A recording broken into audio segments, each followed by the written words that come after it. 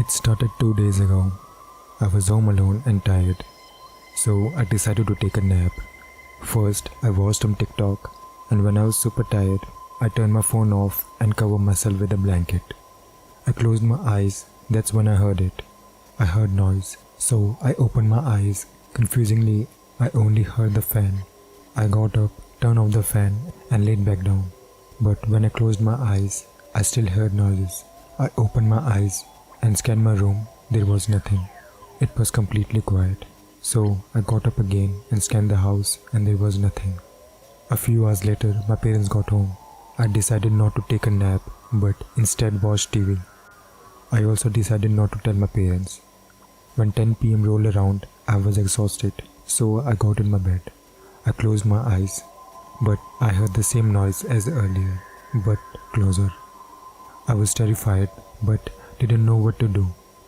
Eventually, I calmed down and told my parents. They thought I was making up, but I wasn't. They told me to go upstairs and stop faking. I tried to close my eyes. When I did, I heard the same noise. They sounded like they were getting closer by the second.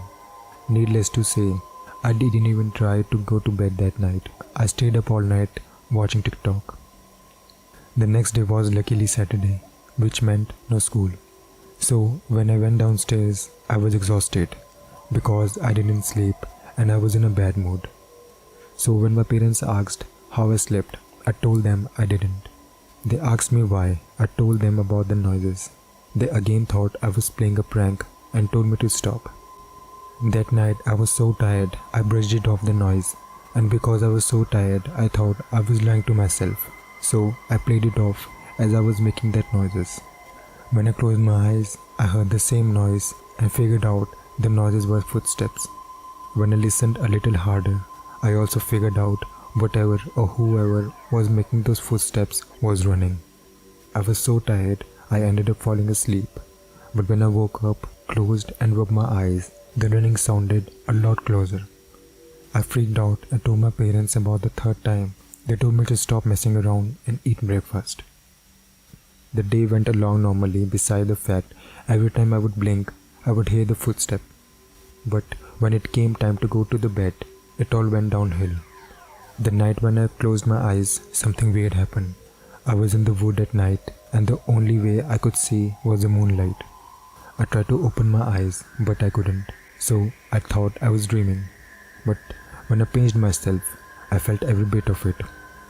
I had no idea where I was and no idea how I got there. I didn't know what to do, so I just started running. When I started running, I heard someone behind me chasing me. But just like when I closed my eyes, he got closer and closer. It sounded like the same thing I heard when I closed my eyes, but it was real. Finally, after only 2 minutes, it caught me. He tapped my shoulder and told me to turn around. When I turned, I saw him, a tall, big man carrying a knife, dressed in all black. I wasn't able to make out his face before he stabbed me. Then I woke up. I woke up with a super long, terrible, utterly terrifying, super real dream. I was shocked, terrified, and grateful at the same time.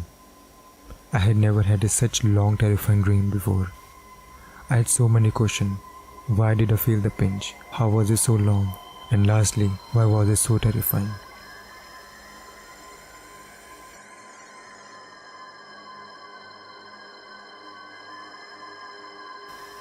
My parents bought their home in the early 50s for $18,000 in California. My dad was extremely proud that it came furnished. What a deal. My dad was always about bargains. His favorite piece was a wall unit made of dark woods. He had a grandfather type clock built in the center. My dad babied that unit as if it were a family member, cleaning and polishing it regularly, even talking to it. Don't misunderstand, he was a brilliant microelectronic engineer. Fast forward to 1992, 2 days before Christmas, he died suddenly of a massive heart attack in the living room. My mom grieves horribly for a very long time. We began talking to her about redecorating, using her inheritance from my dad to make the home her own. She finally agreed, and soon after the house was filled with workers. I happened to be visiting when I believe my dad voiced his opinion about the change. A worker was looking to remove the family member unit from the wall.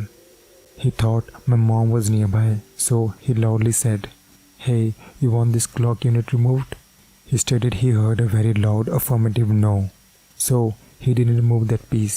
Later, my mom came through the room and noticed the only item left in the room was that piece. She asked the contractor why the piece was still on the wall. He left to speak with his worker, came back and said, "My guy says you said no very loudly. Is that not correct?" My mom responded, "He didn't ask me. I have been outside in the laundry room and backyard all morning." I truly believe it was my dad. He was angry at that thought that his beloved clock might be removed. It's a favorite family story to this day.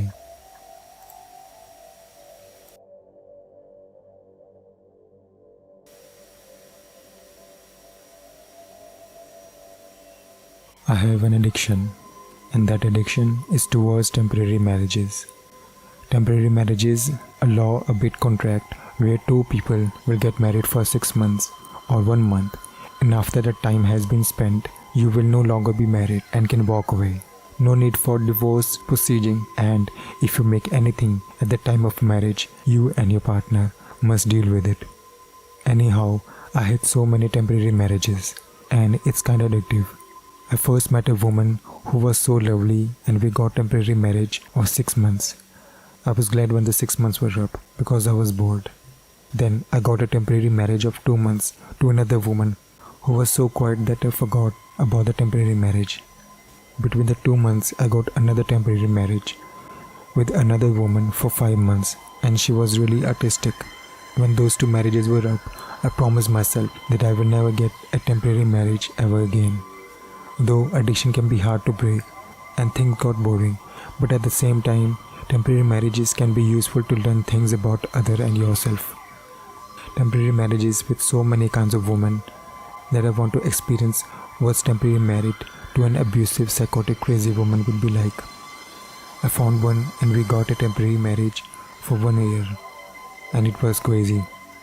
Her anger and random actions would keep me on my toes, and sometimes she would attack me for no reason. It was an experience to remember, and the thought of the year ending was a relief for me. I thanked everyone in the world that created temporary marriages. This woman wasn't expecting the temporary 1-year marriage anymore, even though we both signed up for it. She was screaming and being violent as she wanted an extension.